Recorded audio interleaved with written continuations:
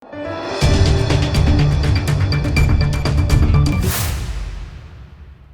દર્શક મિત્રો, આપ જોઈ રહ્યા છો લોકમૈત્રી ન્યૂઝ. હું છું એન્કર અર્પિતા પટેલ. હવે છે અગત્યના સમાચાર.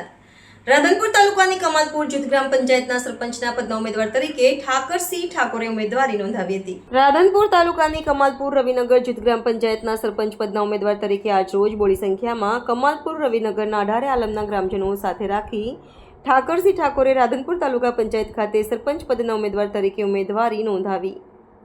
આ તકે ઠાકરસિંહ ઠાકોર અને ભીખાભાઈ ભરવાડ અને ગેલાભાઈ ભરવાડ દ્વારા કમાલપુર અને રવિનગરમાં ગ્રામજનોને રોડ, રસ્તા, સ્ટ્રીટ લાઇટો તેમજ ગટરની સુવિધાઓ આપવાની બાંહેધરી આપી હતી.